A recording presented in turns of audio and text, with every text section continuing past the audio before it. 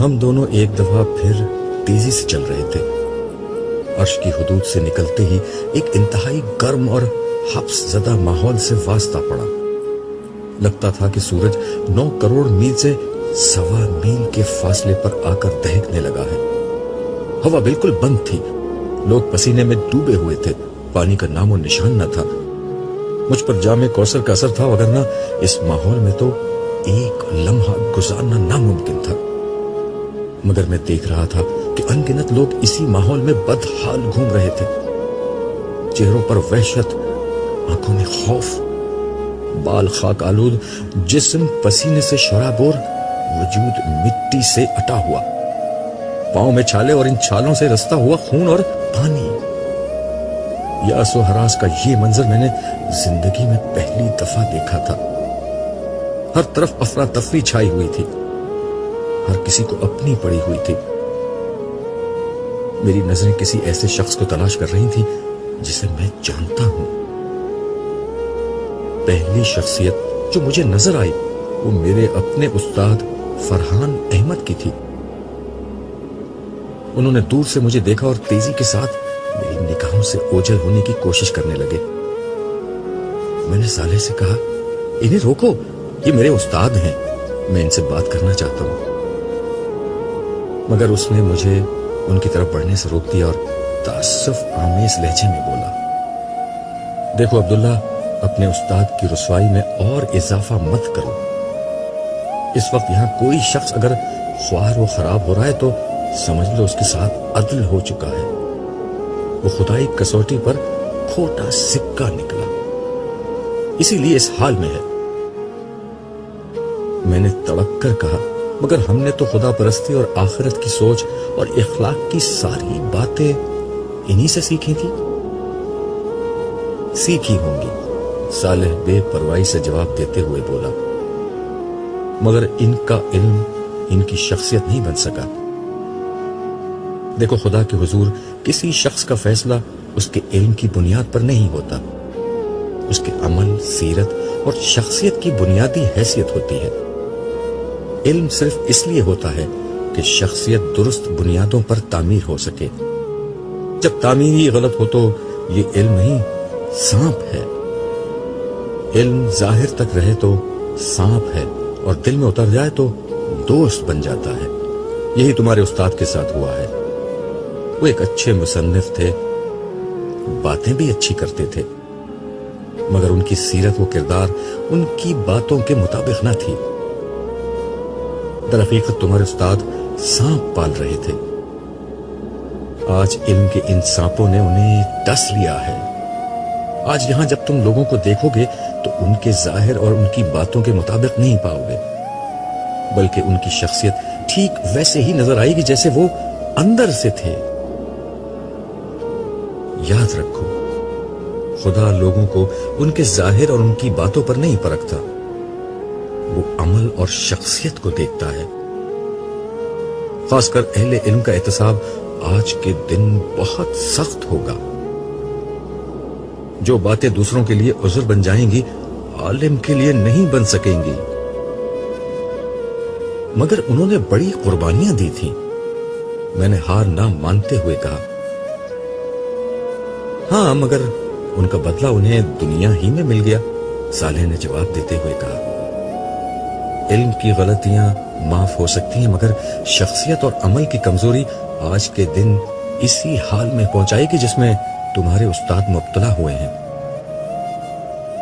خیر، ابھی تو یہ دن شروع ہوا ہے، دیکھو آخر تک کیا ہوتا ہے۔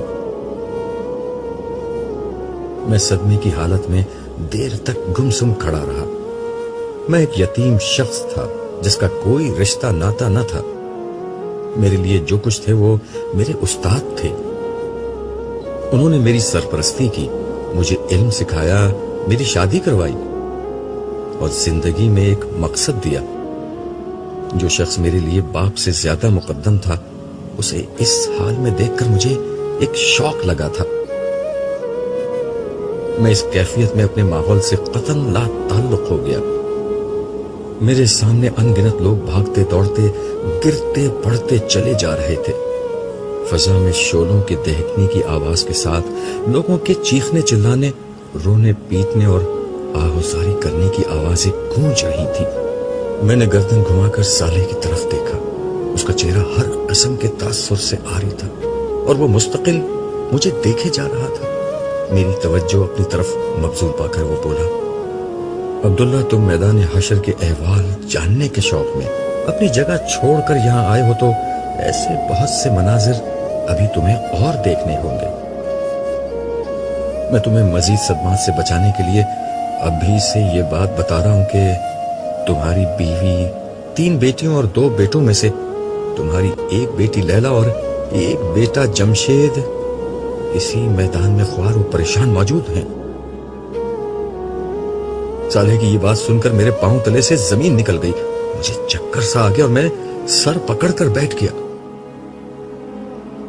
صالح میرے ساتھ ہی زمین پر خاموش بیٹھ گیا۔ میری آنکھوں سے مسلسل آنسو بہ رہے تھے، مگر یہاں کسی کو کسی کی کوئی پرواہ نہیں تھی۔ کوئی کیوں بیٹھا ہے، کیوں کھڑا ہے، کیوں لیٹا ہے، کیوں رو رہا ہے، کیوں چیخ رہا ہے، کیوں ماتم کر رہا ہے، یہ کسی کا مسئلہ نہیں تھا۔ آج سب کو اپنی ہی پڑی تھی۔ ایسے میں کوئی رک کر مجھ سے میرا غم کیوں پوچھتا؟ لوگ ہمارے پاس سے بے نیازی سے گزرتے چلے جا رہے تھے۔ کچھ دیر بعد میں نے صالح سے پوچھا، اب کیا ہوگا؟ ظاہر ہے حساب کتاب ہوگا اور پھر اس کے بعد ہی کوئی حتمی بات سامنے آئے گی۔ اس کا جواب 2 ٹوک تھا۔ پھر وہ اپنی بات کی مزید وضاحت کرتے ہوئے بولا، پچھلی دنیا میں جن لوگوں نے آج کے دن کی حاضری کو اپنا مسئلہ بنا لیا تھا اور وہ اسی کے لیے جیے، چاہے وہ ایمان و اخلاق کے تقاضے پورے کرنے والے صالحین ہو یا خدا کے دین کی نصرت کو اپنا مسئلہ بنانے والے اہل ایمان، سب کے سب اس طرح اٹھائے گئے ہیں کہ ان کی نجات کا فیصلہ ہو چکا ہے۔ ان لوگوں نے زندگی میں صرف نیکیاں کمائی تھیں، خالق و مخلوق کے حقوق پورے کیے تھے، چنانچہ ان کی موت ہی ان کا پروانہ نجات بن کر سامنے آئی تھی اور حشر کے دن انہیں شروع ہی سے عافیت نصیب ہو گئی۔ مگر گناہ تو سب کرتے ہیں، تو کیا ان لوگوں نے گناہ نہیں کیے تھے؟ میں نے پوچھا۔ ہاں، گناہ انہوں نے بھی کیے تھے، مگر ان کے چھوٹے موٹے گناہ ان کی نیکیوں نے ختم کر دیے، اور اگر کبھی کسی بڑے گناہ سے دامن آلودہ ہوا تو انہوں نے فوراً توبہ کے آنسوؤں سے ان داغوں کو دھو دیا تھا۔ ایسے تمام صاف ستھرے پاکیزہ لوگ اس وقت عرش کے سائے کے نیچے موجود ہیں۔ ان لوگوں کا رسمی حساب کتاب ہوگا، جس کے بعد ان کی کامیابی کا اعلان کر دیا جائے گا۔ اس کے برعکس جن لوگوں کے نامہ اعمال میں کوئی ایسا بڑا جرم ہوا ہو جو ایمان ہی کو غیر مؤثر کر دے، جیسے کفر، شرک، منافقت، قتل، زنا بالجبر، ارتداد، یتیموں کا مال کھانا، اللہ کی حدود کو پامال کرنا اور اسی نوعیت کے دیگر جرائم وغیرہ، تو میزان عدل میں ایسے لوگوں کے گناہوں کا پلڑا بھاری ہوگا اور انہیں جہنم کی سزا سنا دی جائے گی۔ صالح نے قانون کی تفصیلی وضاحت کی، لیکن انسان تو ان 2 انتہاؤں کے درمیان بھی ہوتے ہیں، ان کا کیا ہوگا؟ میں نے سوال کیا تو صالح نے جواب دیا، ہاں، ان 2 انتہاؤں کے درمیان وہ لوگ ہیں جن کے پاس ایمان اور کچھ نہ کچھ عمل صالح کا سرمایہ بھی ہے، مگر وہ دنیا میں گناہ بھی کرتے رہے اور توبہ بھی نہیں کی۔ ایسے لوگوں کو اپنے گناہوں کی پاداش میں حشر کے دن کی سختی جھیلنی ہوگی، اس کے بعد نجات کا کوئی امکان پیدا ہوگا۔ آج جو لوگ میدان حشر میں پھنسے ہوئے ہیں وہ یا تو مجرمین ہیں جنہیں آخر کار جہنم میں پھینکا جائے گا، یا پھر وہ اہل ایمان ہیں جن کا دامن گناہوں سے داغدار ہے۔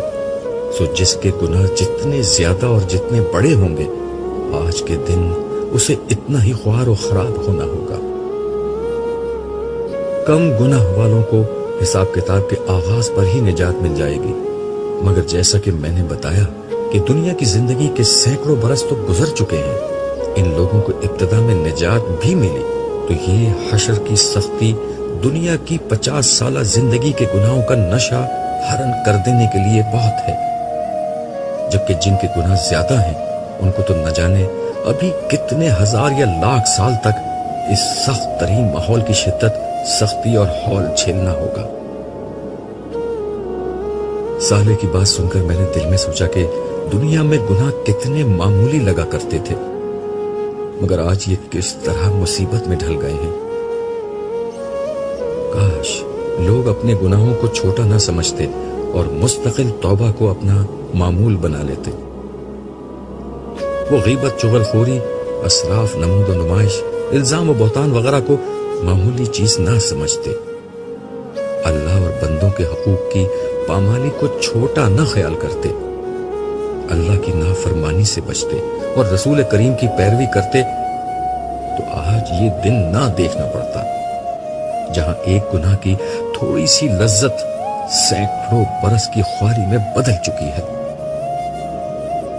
پھر میں نے اس سے دریافت کیا، کیا اس وقت کسی کو یہ معلوم ہے کہ اس کی نجات ہوگی یا نہیں، اور ہوگی تو کس طرح ہوگی؟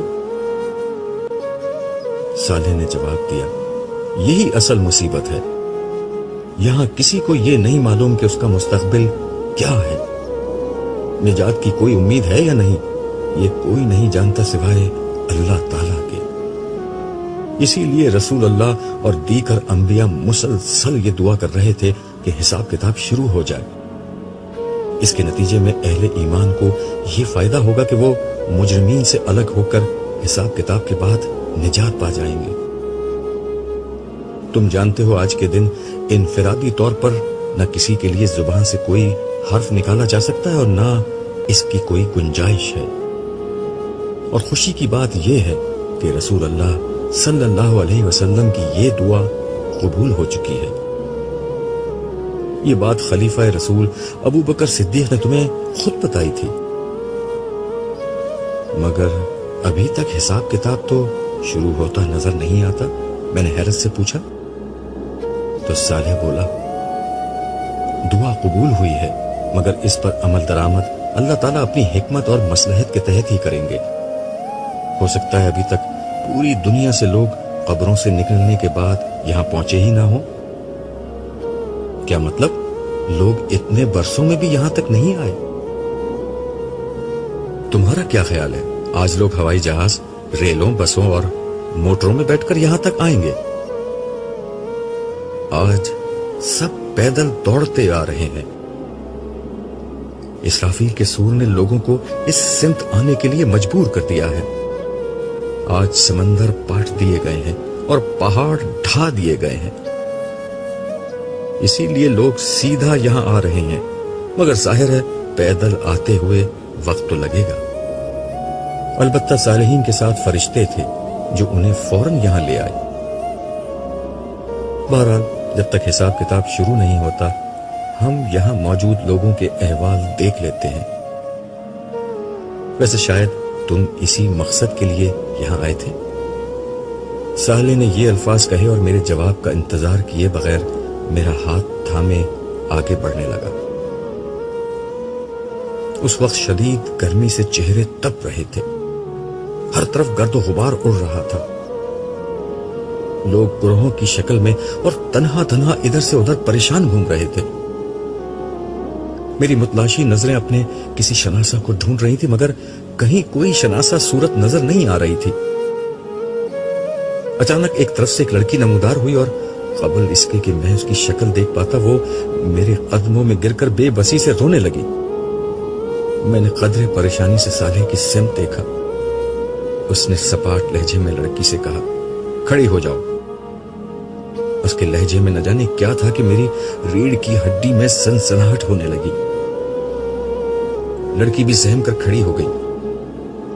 میں نے اس کا چہرہ دیکھا، یہ چہرہ خوف، اندیشے اور غم کے سایوں سے سیاہ پڑ چکا تھا، چہرے اور بالوں پر مٹی پڑی ہوئی تھی، پیاس کے مارے ہونٹوں پر پپڑیاں جمی ہوئی تھیں اور وحشت زدہ آنکھوں میں خوف و دہشت کا رنگ چھایا ہوا تھا۔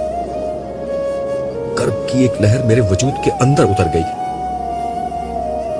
میں نے اس چہرے کو جب پہلی دفعہ دیکھا تھا تو بے ساختہ چشم بددور کہا تھا.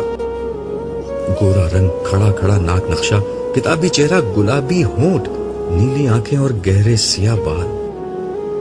خدا نے اس چہرے کو قدرتی حسن سے اس طرح نوازا تھا کہ زیب و زینت کی اسے حاجت نہ تھی. مگر آج یہ چہرہ بالکل بدل چکا تھا. ماضی کا جمال روز حشر کے حزن و ملال کی تہ میں کہیں دفن ہو چکا تھا. سراپا حسرت، سراپا وحشت، سراپا اذیت اور مجسم ندامت. یہ وجود کسی اور کا نہیں، میرے چہیتے بیٹے جمشید کی بیوی اور اپنی بڑی بہو ہما کا تھا، جو حسرت و یاس کی ایک زندہ تصویر بن کر میرے سامنے کھڑی تھی. ابو جی مجھے بچا لیجئے، میں بہت تکلیف میں ہوں. یہاں کا ماحول مجھے مار ڈالے گا. میں نے ساری زندگی کوئی تکلیف نہیں دیکھی، مگر لگتا ہے کہ اب میری زندگی میں کوئی آسانی نہیں آئے گی. اللہ کے واسطے مجھ پر رحم کیجئے. آپ اللہ کے بہت محبوب بندے ہیں، مجھے بچا لیجئے. یہ کہتے ہوئے ہما ہچکیاں لے کر رونے لگی. جمشید کہاں ہے؟ میں نے ڈوبے ہوئے لہجے میں دریافت کیا. وہ یہیں تھے، وہ بھی آپ کو ڈھونڈ رہے ہیں. مگر یہ اتنی بڑی جگہ ہے اور اتنے سارے لوگ ہیں، کسی کو ڈھونڈنا ناممکن ہے. ان کا حال بھی بہت برا ہے. وہ مجھ سے بہت ناراض تھے. انہوں نے ملتے ہی مجھے تھپڑ مار کر کہا تھا کہ تمہاری وجہ سے میں برباد ہو گیا. ابو میں بہت بری ہوں. میں خود بھی تباہ ہو گئی اور اپنے خاندان کو بھی برباد کر دیا. پلیز مجھے معاف کر دیں اور مجھے بچا لیں. اللہ کا عذاب بہت خوفناک ہے، میں اسے برداشت نہیں کر سکتی. ہما فریاد کر رہی تھی اور اس کی آنکھوں سے آنسوؤں کی لڑیاں بہہ رہی تھی. میرے دل میں پدری محبت کا جذبہ جوش مارنے لگا. وہ بہرحال میری بہو تھی. مگر اس سے پہلے کہ میں کچھ کہتا، سالے اسی سپاٹ لہجے میں بولا، یہ بات تمہیں دنیا میں سوچنی چاہیے تھی ہما بی بی. آج تمہاری عقل ٹھکانے آ گئی ہے. مگر یاد ہے دنیا میں تم کیا تھیں؟ تمہیں شاید یاد نہ آئے، میں یاد دلاتا ہوں. یہ کہتے ہوئے سالے نے اشارہ کیا اور یک لخت ایک منظر سامنے نظر آنے لگا. یہ جمشید اور ہما کا کمرہ تھا. مجھے لگا میرے ارد گرد کا ماحول غائب ہو چکا ہے اور میں اسی کمرے میں ان دونوں کے ہمراہ موجود ہوں اور براہ راست سب کچھ دیکھ اور سن رہا ہوں. جمشید، اب میں اس ملک میں نہیں رہ سکتی. اب ہمیں کسی ویسٹرن کنٹری میں شفٹ ہو جانا چاہیے. ڈریسنگ ٹیبل کے سامنے بیٹھی ہوئی ہما نے اپنے کٹے ہوئے بالوں کو برش کرتے ہوئے کہا. جمشید بیڈ پر لیٹا ٹی وی دیکھ رہا تھا. اس نے کوئی جواب نہیں دیا. تم نے سنا جمشید میں نے کیا کہا؟ یس، میں نے سن لیا، لیکن میرا پورا خاندان یہاں ہے. میں انہیں چھوڑ کر کیسے جاؤں؟ بالکل ویسے ہی جیسے تم ان کا گھر چھوڑ کر میرے ساتھ الگ ہو چکے ہو. یہاں کی بات اور ہے. میں ہفتے میں ایک دفعہ جا کر ان سے مل تو لیتا ہوں. دوسرا یہ کہ فورن ٹرپ تو ہم ہر سال ہی کر لیتے ہیں. پھر ہمیں باہر شفٹ ہونے کی کیا ضرورت؟ نہیں، اب بچے بڑے ہو رہے ہیں. میں چاہتی ہوں کہ ان کی پرورش باہر ہی ہو. لیکن میں یہ چاہتا ہوں کہ میرے بچے میرے ماں باپ کی صحبت کا فائدہ اٹھائیں. میں تو اپنے ماں باپ کی نیکی کا کوئی حصہ نہیں پا سکا، لیکن کم از کم میری اولاد تو نیک ہو. انہی کی صحبت سے تو میں اپنی اولاد کو بچانا چاہتی ہوں. میرے ایک بچے کو بھی اپنے ددیال کی ہوا لگ گئی تو اس کی زندگی خراب ہو جائے گی. اس کے ساتھ ہی فون کی گھنٹی بجی. جمشید نے فون اٹھایا. جمشید نے اچھا کہہ کر ریسیور نیچے رکھ دیا اور ہما کو مخاطب کر کے کہا، تمہارے پاپا ہمیں نیچے بلا رہے ہیں. پھر ہما کی بات کا جواب دیتے ہوئے بولا، تم آخر میرے ماں باپ کے بارے میں اتنی نیگیٹو کیوں ہو؟ انہوں نے میری خوشی کی خاطر تمہیں بہو کے طور پر قبول کیا، حالانکہ تمہارے انداز و اطوار انہیں بالکل پسند نہ تھے. तुम मुझे लेकर अलग हो गई तब भी उन्होंने बुरा नहीं माना। बस बस रहने दो, हुमा तिनक कर बोली। उन्हें मेरे अंदाज व अतवार नापसंद थे, मगर तुम मेरे इश्क में दीवाने हो रहे थे, इसलिए उन्होंने मजबूरन तुम्हें मुझसे शादी की इजाजत दी। तुम उनसे अलग होकर यहां ज्यादा अच्छी जिंदगी गुजार रहे हो, पापा के बिजनेस में शरीक हो, करोड़ों में खेलते हो। जमशेद, मुझसे शादी करके तुम सरासर फायदे में रहे हो, तुमने कोई नुकसान नहीं उठाया। पता नहीं क्यों तुम्हारी बातें सुनकर कभी कभी अब्बू की याद आ जाती है कि नफा और नुकसान का फैसला आखिरत के दिन होगा। यार, ये फजूल मजहबी बातें खत्म करो, मुझे इनसे चिढ़ आती है। कोई क़यामत वगैरह नहीं आनी। लाखों बरस से दुनिया का सिस्टम ऐसे ही चल रहा है। If you are smart, powerful and wealthy, you are the winner. All others are losers and idiots. And you know this judgement day talk is nothing but rubbish. वैसे फॉर योर काइंड इंफॉर्मेशन, मेरे पापा ने अपने पीर साहब से ये guarantee ले रखी है कि क़यामत में वो उन्हें बख्शवा देंगे। उनको बहुत पैसा देते हैं मेरे पापा। हाँ, जिस तरह नाजायज मुनाफाखोरी, कानून की खिलाफ वर्जी और दीगर हराम जराए से पैसा कमाते हैं, उसको कहीं तो पाक करना होगा। मुझे सब मालूम है तुम्हारे पापा और चौधरी मुख्तार साहब कई बिजनेस में पार्टनर्स हैं और 2 नंबर के हथकंडों से पैसा कमाते हैं। अच्छा, इतना ही हलाल हराम का ख्याल है तो छोड़ दो पापा का बिजनेस। बिजनेस तो छोड़ दूं, मगर तुम्हें कैसे छोड़ूं? मुझे मालूम है कि इसके बाद जॉब करने से ना तुम्हारे खर्चे पूरे होंगे और ना मैं तुम्हारा लिविंग स्टैंडर्ड मेंटेन कर सकूंगा। तुम्हारे इश्क ने मुझे कहीं का ना छोड़ा, मगर ना मैं जिस खानदान से हूं वहां हलाल और हराम ही सब कुछ है। इसीलिए इतनी मिडिल क्लास जिंदगी गुजार रहे हैं वो लोग। अच्छा हुआ तुम मेरे साथ आ गए, वगरना अपने भाइयों की तरह मोटरसाइकिल पे घूमते या 800 सीसी गाड़ी चलाते और किसी फ्लैट में सड़ी हुई जिंदगी गुजार कर मर जाते। जिंदगी अच्छी गुजारे या बुरी, मरना तो हमें है। पता नहीं आखिरत में हमारे साथ क्या होगा। बेफिक्र रहो, कुछ नहीं होगा, वहां भी हम ठाठ से रहेंगे। मेरे पापा के पीर साहब के सामने तो तुम्हारे अल्लाह मियां भी कुछ नहीं बोल सकते। कलमा कुफर तो मत बको। और अल्लाह मेरा कहां रहा है? जब मैं अल्लाह का नहीं रहा तो वो मेरा कैसे रहेगा?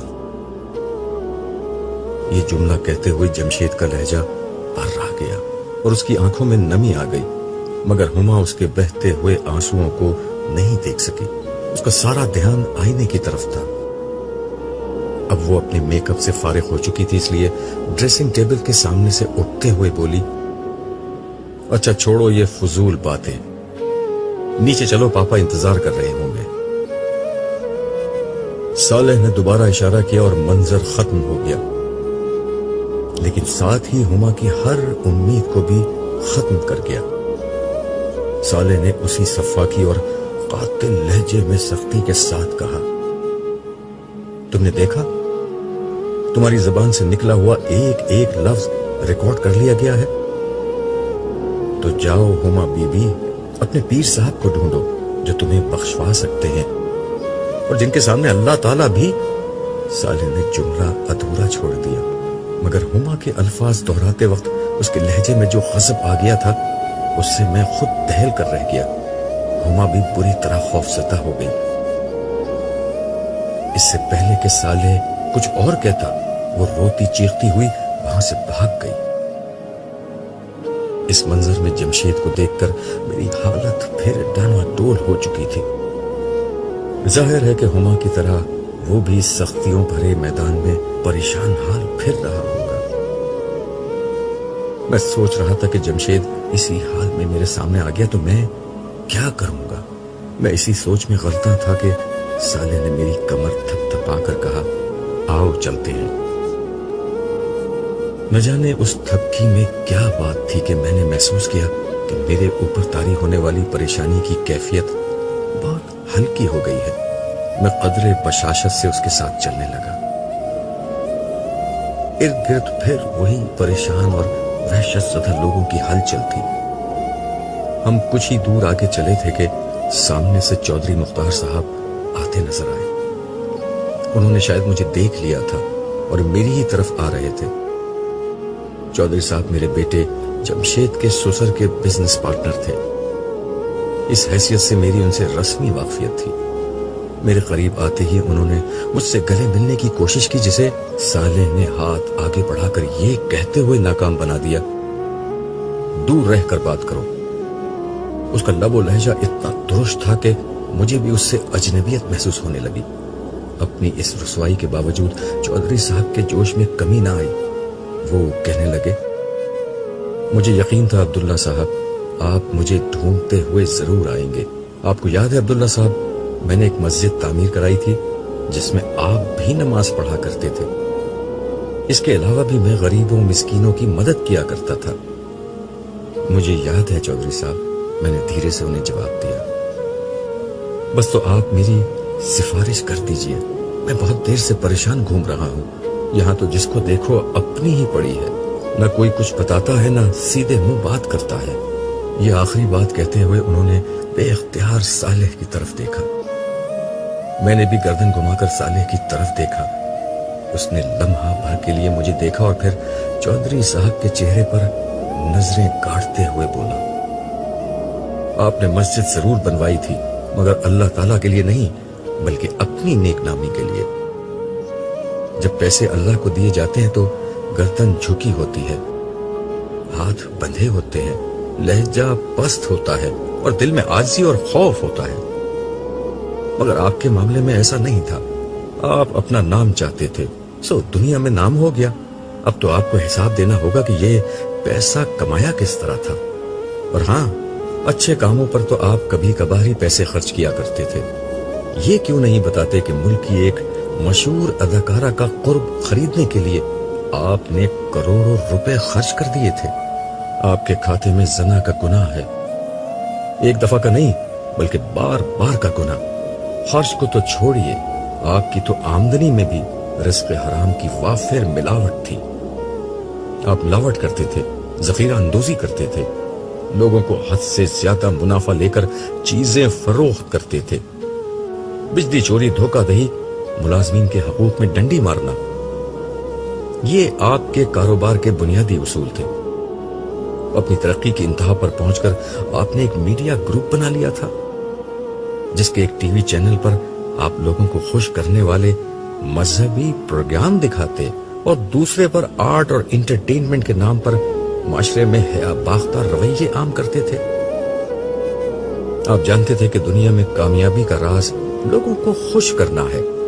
काश आप ये जान लेते कि दुनिया व आखिरत में कामयाबी का राज लोगों को नहीं, खुदा को खुश करना है। साले बेतकान बोल रहा था और अल्फाज उसकी जुबान से तीर बनकर निकल रहे थे।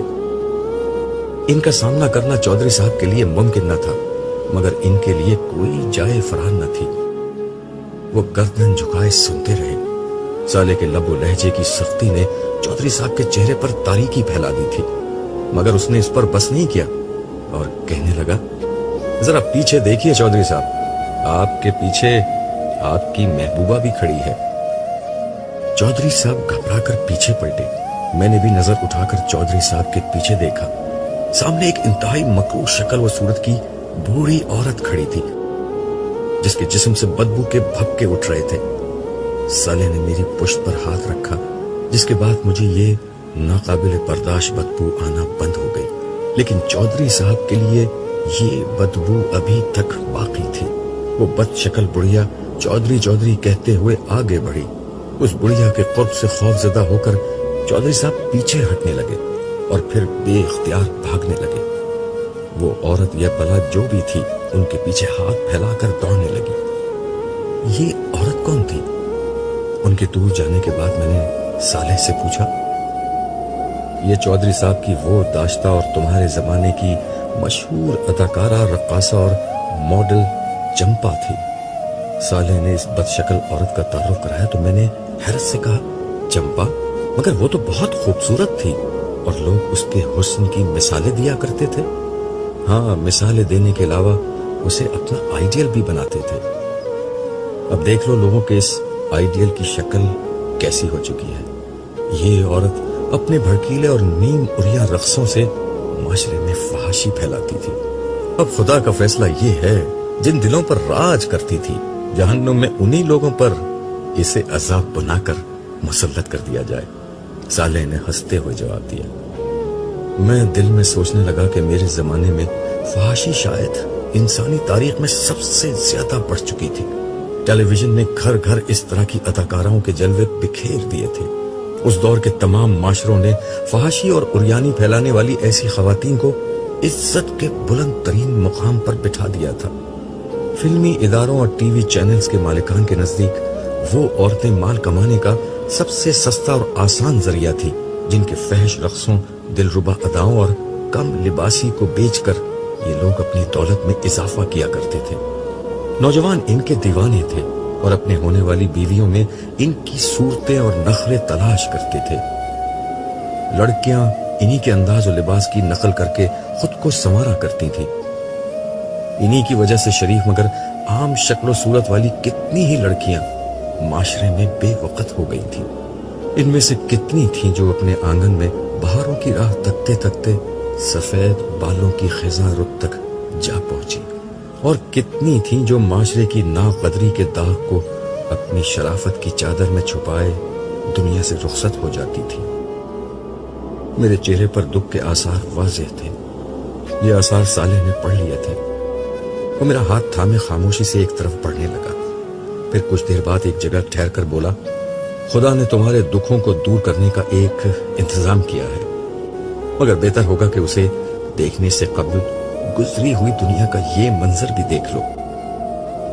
اس کی زبان سے یہ الفاظ نکلے ہی تھے کہ میرے سامنے ایک منظر فلم اسکرین کی طرح چلنے لگا. مجھے لگا کہ میں اس منظر کا ایک حصہ ہوں اور بیان ہوئے بغیر بھی ہر حقیقت سمجھ رہا ہوں. صبح کی روشنی کھڑکی پر پڑے پردوں کو خاطر میں نہ لاتے ہوئے کمرے کے اندر داخل ہونے لگی تھی. کالج جانے کا وقت ہو رہا تھا، مگر شائستہ کی ہمت نہیں ہو رہی تھی کہ اس سردی میں بستر سے نکلیں اور کالج جانے کی تیاری کریں. وہ عام طور پر فجر کی نماز پڑھ کر کچھ دیر مطالعہ کرتی اور پھر کالج کی تیاری، مگر آج وہ نماز پڑھ کر دوبارہ بستر میں لیٹ گئی تھی.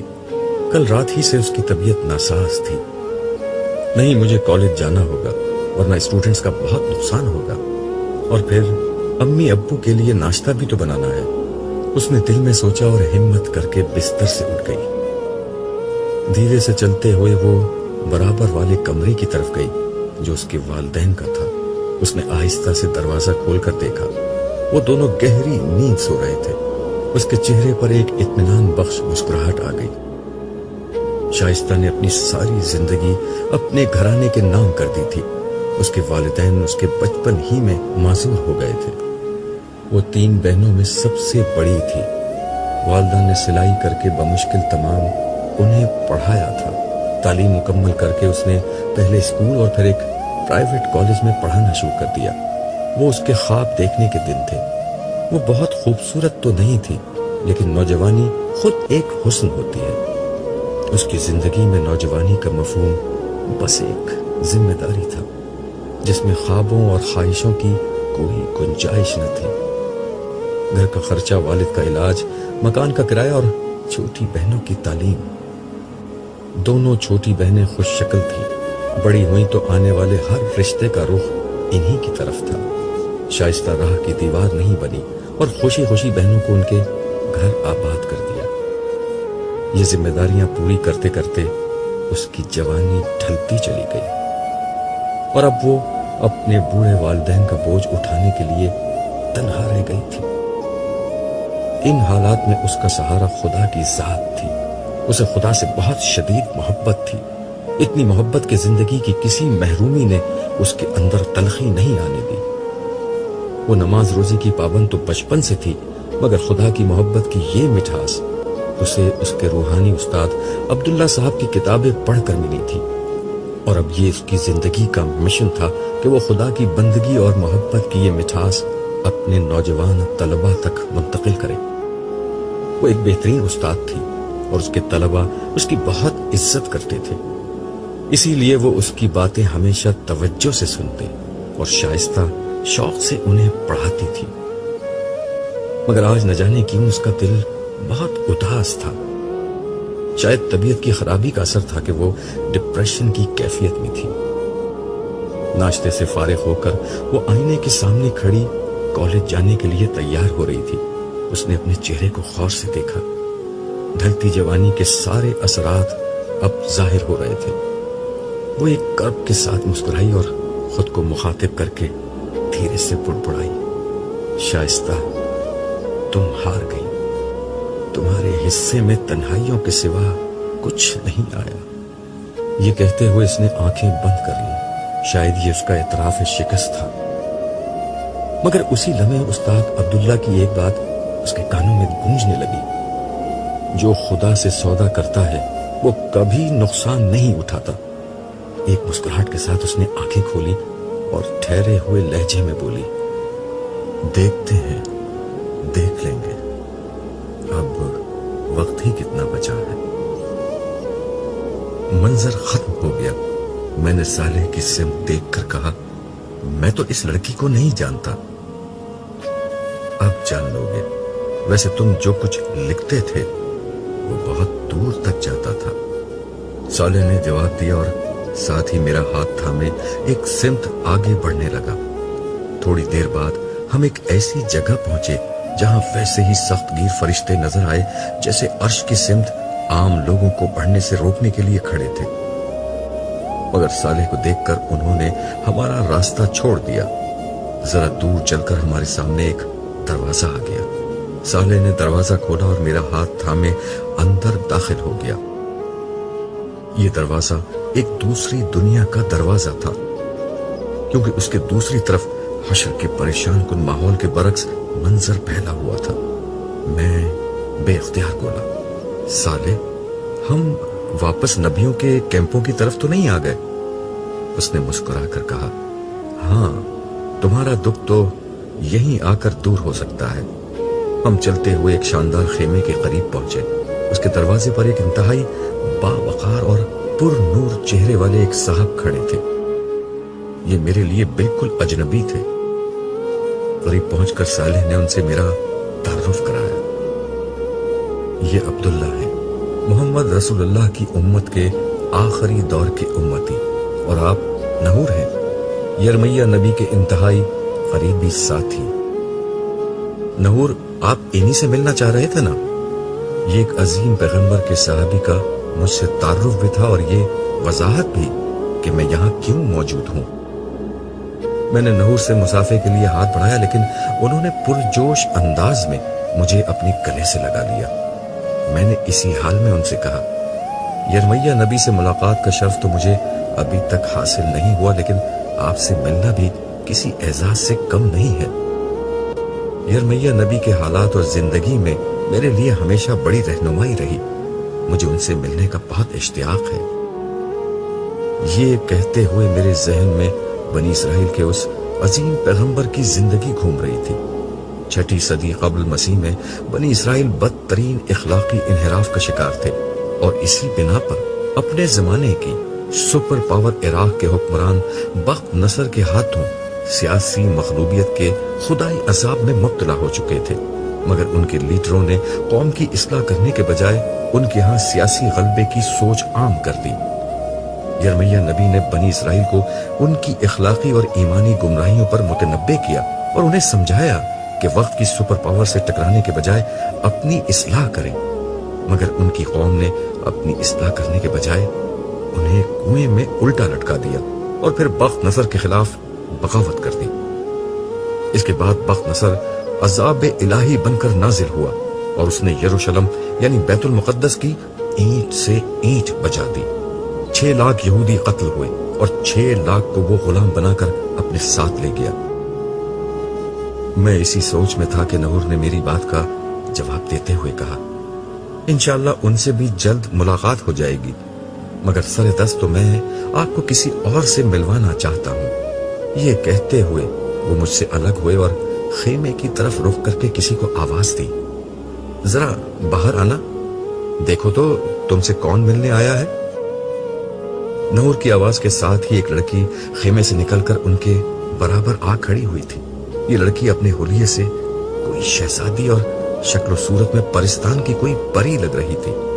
اس لڑکی نے گردن جھکا کر مجھے سلام کیا اور مجھے مخاطب کر کے کہا، آپ مجھے نہیں جانتے، مگر میرے لیے آپ میرے استاد ہیں، اور اس رشتے سے میں آپ کی روحانی اولاد ہوں۔ میرا نام شائستہ ہے۔ گمراہی کے اندھیروں میں خدا کے سچے دین کی روشنی میں نے آپ کے ذریعے سے پائی تھی۔ خدا سے میرا تعارف آپ نے کروایا تھا۔ خدا کے ساتھ انسان کا اصل تعلق کیا ہونا چاہیے یہ میں نے آپ ہی سے سیکھا تھا۔ آج دیکھیے خدا نے مجھ پر احسان کیا اور اب میں ایک عظیم نبی کے صحابی کی بیوی بننے جا رہی ہوں۔ تھوڑی دیر قبل صالح نے اسی لڑکی کو مجھے دکھایا تھا، مگر اب اس کی حالت میں جو انقلاب آ چکا تھا اسے دیکھ کر میں دنگ رہ گیا، لیکن اسے اس طرح دیکھ کر مجھے جتنی خوشی ہوئی اس کو میں الفاظ میں بیان نہیں کر سکتا۔ میں نے شائستہ سے کہا، میری طرف سے آپ دونوں دلی مبارکباد قبول کیجیے، امید ہے کہ آپ مجھے اپنی شادی میں بھی یاد رکھیں گے۔ کیوں نہیں، آپ کو تو بلانے کا مقصد ہی نحور کو یہ بتانا تھا کہ میرے میکے والے کوئی معمولی لوگ نہیں ہیں، اس نے ہنستے ہوئے جواب دیا۔ پھر تو آپ نے غلط شخص کا انتخاب کیا ہے، میں نے فوراً جواب دیا، پھر اپنا رخ نحور کی طرف کرتے ہوئے کہا، لیکن شائستہ کی بات بالکل درست ہے، ان کے میکے کے لوگ معمولی نہیں اور ہو بھی کیسے سکتے ہیں۔ شائستہ امت محمدیہ میں سے ہے، نبی عربی کی نسبت کے بعد ان کا میکہ معمولی نہیں رہا۔ اس موقع پر صالح نے مداخلت کی اور کہا، آپ لوگوں کی مرتبہ و منصب کی اس بحث کا فیصلہ بعد میں ہوتا رہے گا، سر دست مجھے عبداللہ کو واپس لے کر جانا ہے، اس لیے ہمیں اجازت دیجیے۔ نحور اور شائستہ سے اجازت لے کر ہم دونوں وہاں سے رخصت ہو گئے۔ واپسی پر صالح مجھ سے بولا، ہو گیا نا تمہارے دکھ کا مداوع؟ میں نے خدا کی اپنی بندوں پر عنایت کا جو مشاہدہ ابھی کیا تھا اس نے میری قوت گویائی سلب کر لی تھی، اس لیے میں خاموش رہا۔ صالح نے اپنی بات جاری رکھی، یہ لڑکی اپنے صبر کی وجہ سے اس مقام تک پہنچی ہے۔ خدا نے اس لڑکی کو سخت حالات اور معمولی شکل و صورت کے ساتھ آزمایا تھا، مگر اس نے محروم ہونے کے باوجود صبر، شکر اور سچی خدا پرستی کی راہ اختیار کی تھی، اور آج تم نے دیکھ لیا جو پچھلی دنیا میں پانے سے محروم رہ گئے ان کا صبر آج انہیں کس بدلے کا مستحق بنا رہا ہے۔ میں چلتے چلتے رکا، اپنی نظریں اٹھا کر آسمان کو دیکھا، آسمان والے کو دیکھا اور پھر